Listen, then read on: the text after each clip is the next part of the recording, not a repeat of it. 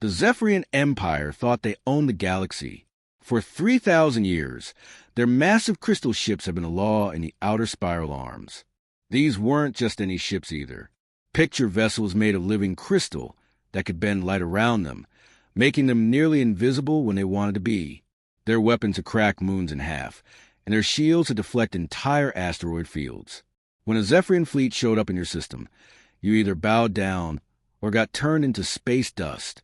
Commander Vextar had spent his entire career believing this was the natural order of things. Zephyrians ruled because they were superior. Everyone else, especially humans, existed to serve them.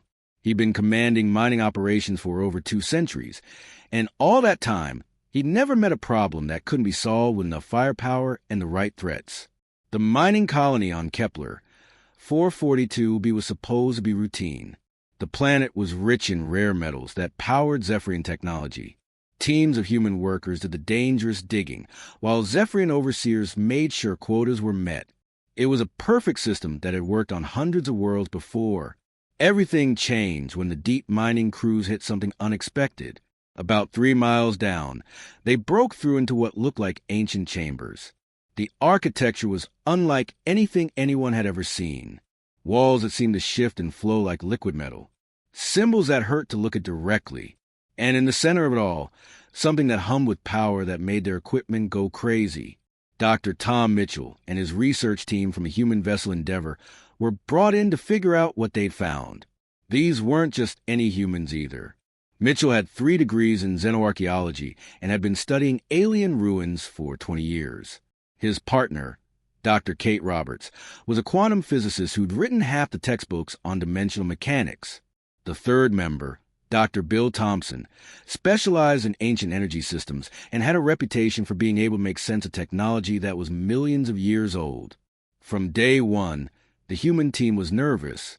Their instruments were picking up energy readings that didn't make sense. The artifacts in the ruins were putting out quantum signatures that suggested they were connected to something much bigger and much more dangerous than anyone realized. Mitchell kept sending reports to Vextar explaining that these weren't just old relics. They were active technology, and disturbing them could have consequences nobody was prepared for. The first warning came after only 3 days of study. Mitchell's team had discovered that the central artifact was some kind of containment system. It was holding back massive amounts of quantum energy, keeping it stable and contained. Their scans showed fractures in the containment field, probably caused by the mining explosions that had broken into the chamber in the first place. Dr. Roberts calculated that if the containment failed completely, it could tear a hole in space-time that would swallow the entire planet. Vextar read the report and laughed. Humans were always panicking about something. They saw danger everywhere because they were a weak species that had survived by being afraid of everything. In his experience, human scientists loved to make their little discoveries sound more important than they really were. It made them feel valuable. The warnings kept coming, each one more urgent than the last. The containment field was degrading faster than they'd initially calculated. The mining operations needed to stop immediately. The entire site needed to be evacuated while they figured out how to stabilize the ancient systems. Dr. Thompson even suggested that they might need to bring in specialists from the Terran Science Council, humans who dealt with similar artifacts on other worlds. That last suggestion made Vextar angry.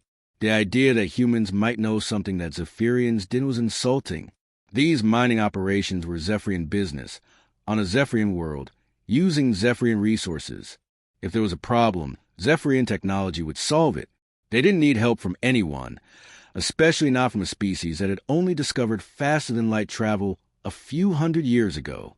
When Mitchell's team finally tried to pack up and leave, claiming the situation was too dangerous to continue, Vextar had heard enough. These humans had been hired to do a job, and they were going to finish it. He activated the remote lockdown systems built into every human vessel operating in Zephyrian space. The Endeavor's engines shut down, its communication systems went offline, and its docking bay doors sealed shut. Keep digging. Vextar ordered over the comm system. That's what we pay you for. You'll leave when the job is done, not before. It was the biggest mistake of his very long life. The moment Dr. Bill Thompson's excavation robot touched the central crystal, Everything went wrong. The artifact didn't just activate. It exploded into life like it had been waiting for this moment for millions of years. The containment field that had been barely holding together for 3 days finally gave up completely. What happened next was something that would give Vextar nightmares for the rest of his life. The air itself seemed to tear open like fabric. A swirling black void appeared right in the middle of the excavation site, and it was hungry.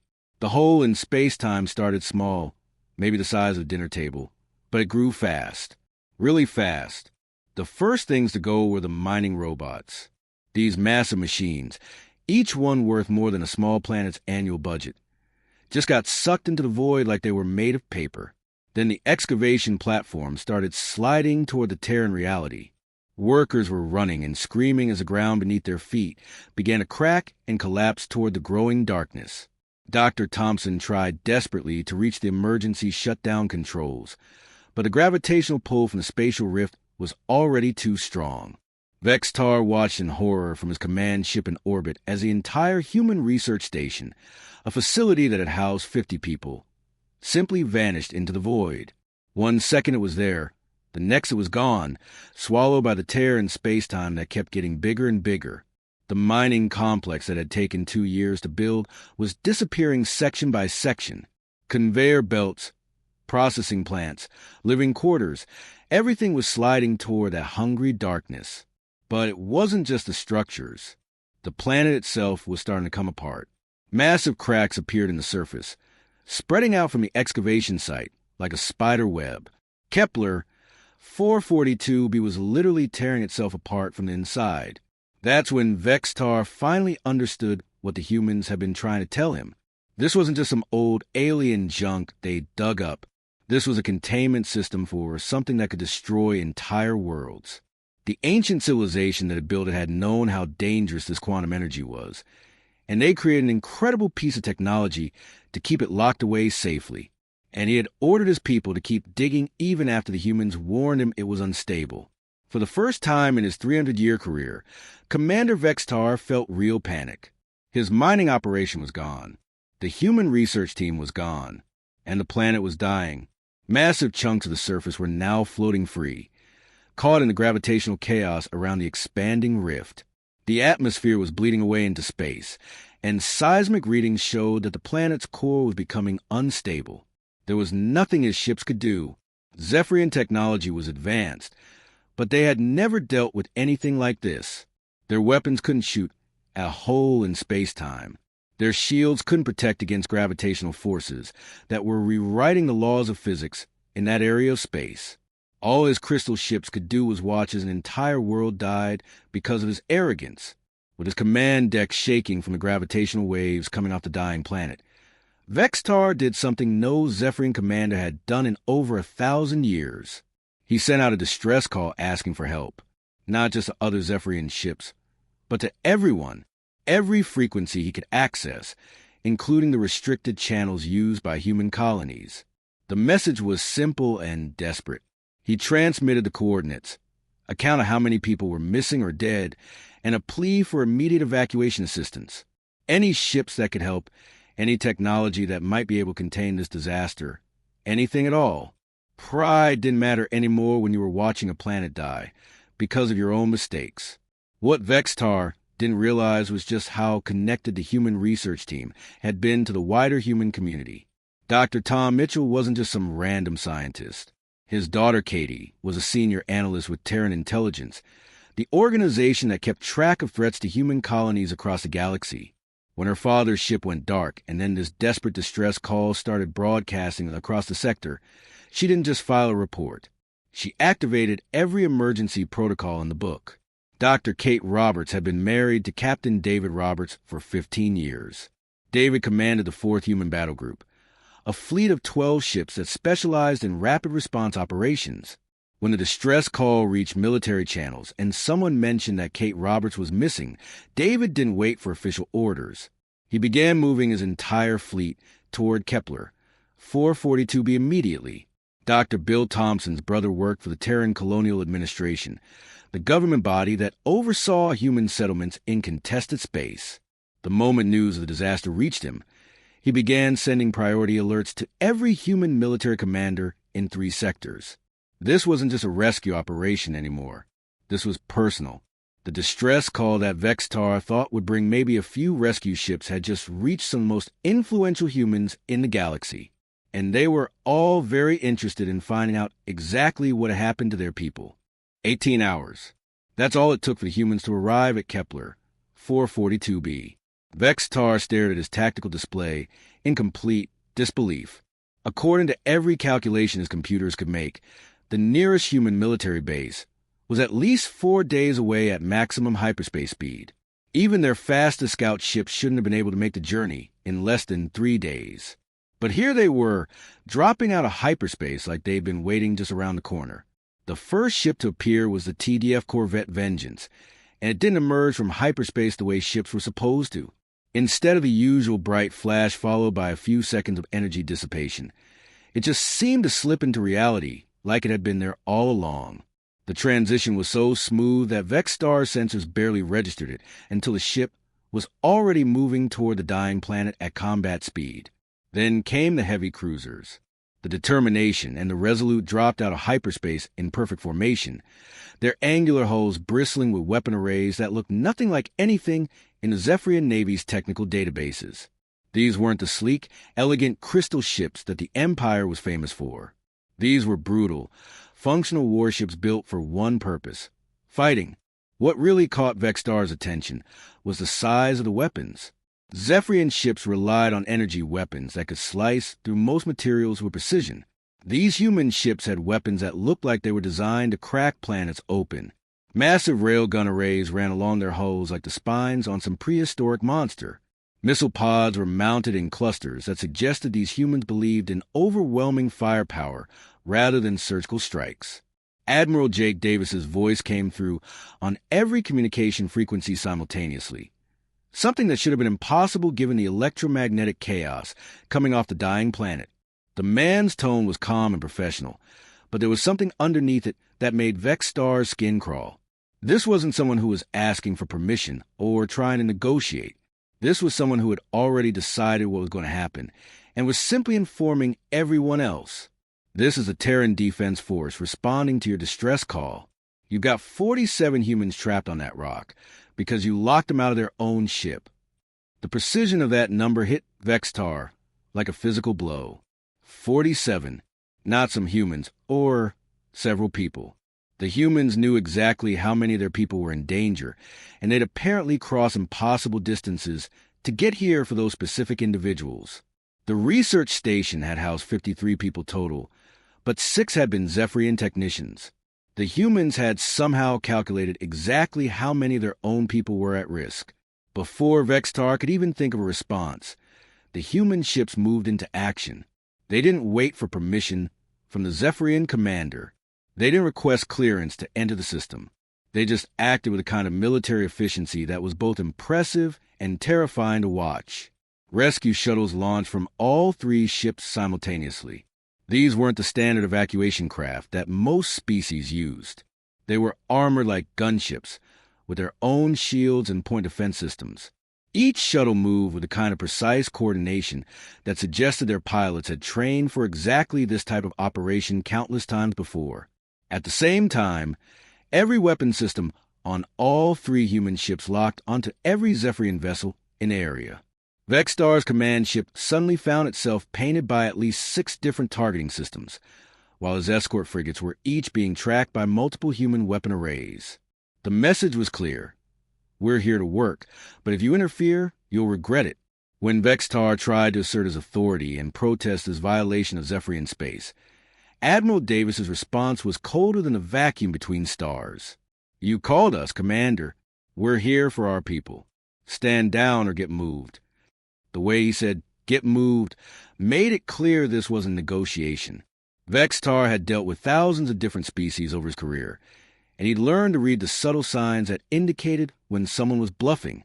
Admiral Davis wasn't bluffing. If Vextar tried to interfere with the rescue operation, these human ships would go through his fleet like it wasn't even there. What really shook Vextar was the realization that these humans had responded to his distress call faster than his own reinforcements. The Zephyrian Fleet Command hadn't even acknowledged his emergency transmission yet, but the humans had somehow mobilized 3 warships and crossed impossible distances in less than a day. Looking at his tactical display, watching those human shuttles dive toward the dying planet while their escort ships casually held his entire task force at gunpoint, Vextar began to understand that everything he thought he knew about humans was completely wrong. These weren't the simple miners and diggers he'd been dealing with for decades. These were apex predators, and he'd just given him a very good reason to show him exactly what they were capable of. The rescue operation was about to begin, and Vextar was starting to realize he wasn't in charge anymore. The rescue operation that unfolded before Vextar's eyes was unlike anything he'd ever witnessed in 3 centuries of military service. The human shuttles didn't just approach the dying planet. They dove straight into hell itself. Kepler 442b's atmosphere was a chaotic mess of gravitational distortions, electromagnetic storms, and chunks of debris being torn from the surface by the expanding dimensional rift. Any sane pilot would have declared the rescue impossible. But these human pilots weren't just sane, they were incredible. Their shuttles moved through the atmospheric chaos like they were dancing, dodging floating mountains, and riding the gravitational waves instead of fighting them.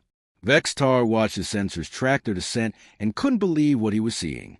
These pilots were making split-second decisions that required calculations his best computers needed several minutes to complete. The first shuttle reached the surface just as another section of the mining complex was sliding toward the dimensional rift.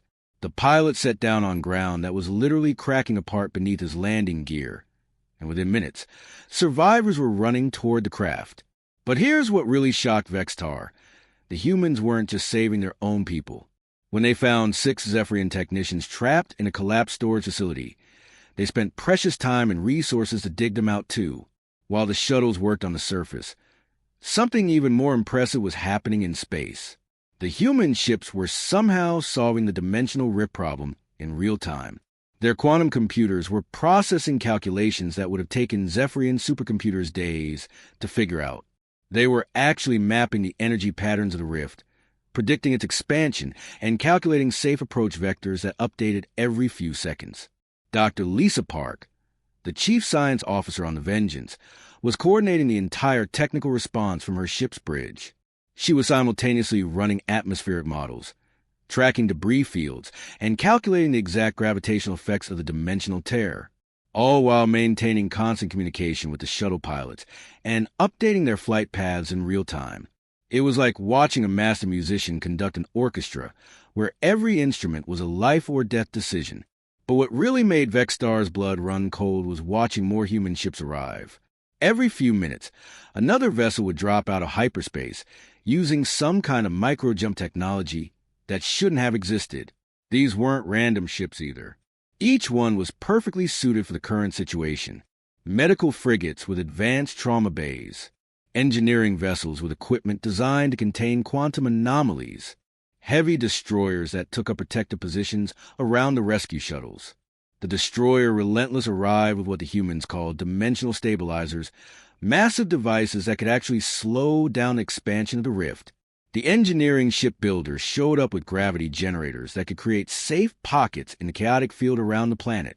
Every ship that arrived brought exactly the right tools for a specific part of the rescue operation, like they'd been planning this response for years. What scared Vextar the most was how these ships moved.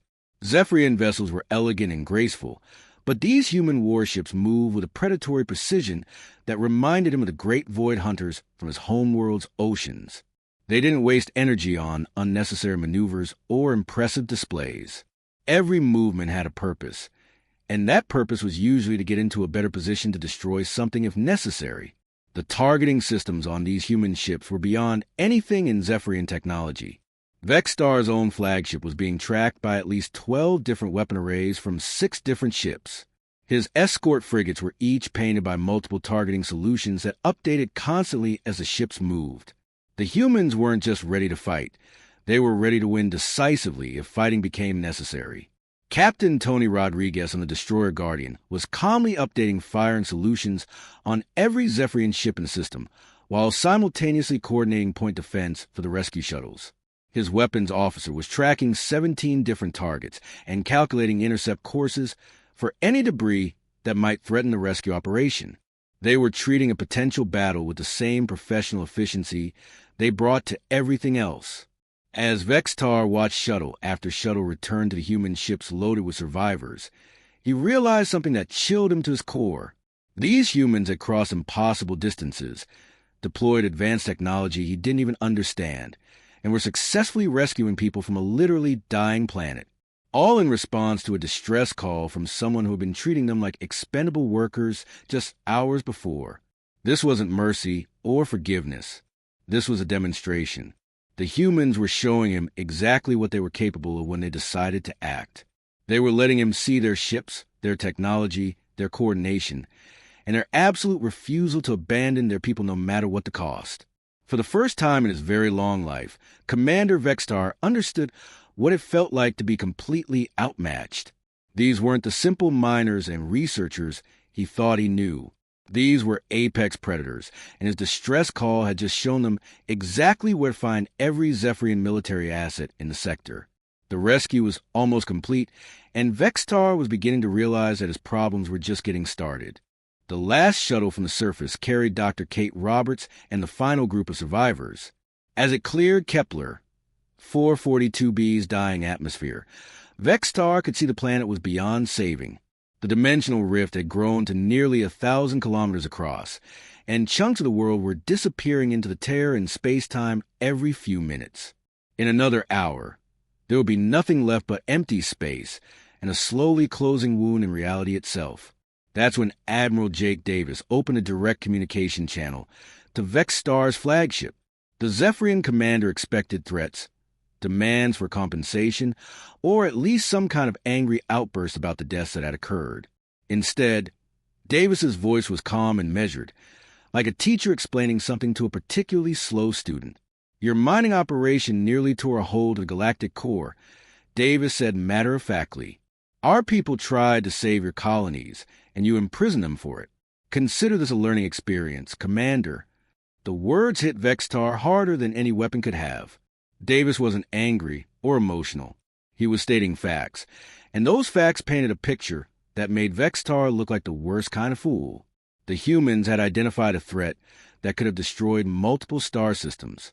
They had tried to warn him, tried to evacuate, tried to prevent exactly what had just happened, and his response had been to lock them up and force them to keep working. But what came next was even worse than the lecture. The human fleet began preparing to leave, but not before they did something that would haunt Vextar for the rest of his life. Every human ship simultaneously began broadcasting on thousands of different frequencies, sending data packets to communications networks across 3 sectors of the galaxy. Dr. Lisa Park from the Vengeance had compiled everything. Complete sensor recordings of the entire incident, from the first warnings issued by the human research team to the final collapse of the containment system. Audio recordings of every message the humans had sent trying to prevent the disaster. Video footage of Vextar activating the lockdown systems that trapped the research team on the surface. Even tactical scans showing the exact positions and capabilities of every Zephyrian ship that had been present during the crisis. The data went everywhere. To the Galactic Trade Federation, which regulated mining operations on contested worlds. To the Independent Systems Alliance, which would be very interested to know how the Zephyrian Empire treated the scientific teams working in their territory. To the Stellar Cartographers Guild, which maintained the databases that shipping companies used to plan safe routes through space. Most importantly, it went to every human colony and military outpost within 50 light years. The message was clear. This is what happens when you trust the Zephyrians to keep their word about worker safety. This is how they treat people who try to prevent disasters. This is how they respond when you try to save lives. Captain Tony Rodriguez from The Guardian made sure the tactical analysis reached the right people too. Military intelligence officers across the sector now had detailed scans of Zephyrian ship capabilities, weapon ranges, shield frequencies, and tactical doctrines. Information that had taken the Empire centuries to develop was now in the hands of anyone who might need to defend themselves against Zephyrian aggression. The final message that went out on all frequencies was the one that really sealed Vextar's fate. It wasn't long, and it wasn't complicated. Just 8 words that would be remembered across the galaxy. Humanity remembers. Next time, think about whether you deserve help. As the human ships began their departure, Vextar realized they were leaving as efficiently as they had arrived. No victory celebrations, no gloating, no demand for tribute or reparations. They had come for their people, they had gotten their people, and now they were going home. The fact that they had also rescued every Zephyrian survivor was almost an afterthought to them. The Vengeance was the last to leave, and Admiral Davis had one final transmission before disappearing into hyperspace. Oh, and Commander, you might want to let your superiors know that we've updated our threat assessment protocols. The Zephyrian Empire is now classified as unreliable in crisis situations. That classification will be shared with our allies. Sitting alone in his command chair, watching the empty space where the human fleet had been, Vextar began to understand the true magnitude of what had just happened. He hadn't just failed to prevent a disaster. He hadn't just gotten people killed through his arrogance. He had fundamentally changed the relationship between humanity and the Zephyrian Empire. For 3,000 years, the Empire had relied on other species, seeing them as powerful and reliable. Their entire political structure was built on the idea that when the Zephyrians showed up, problems got solved. Now, thanks to his actions, every major power in the sector had detailed evidence that the Empire's commanders could be incompetent, stubborn, and willing to sacrifice lives to avoid admitting they were wrong. The humans had given him exactly what he'd asked for. They had responded to his distress call and saved everyone they could save. But in doing so, they had also demonstrated their own capabilities while exposing his weaknesses. Every species that received those transmissions would know that humanity had ships that could cross impossible distances, technology that could solve problems the Zephyrians couldn't handle, and the will to act decisively when their people were in danger. Vextar realized with growing horror that his distress call hadn't just brought rescue ships. It had been an intelligence-gathering operation that he had invited and paid for with his own reputation. The humans now knew exactly how strong the Zephyrian military really was. It wasn't nearly as strong as everyone had believed, and now it was too late to take any of it back.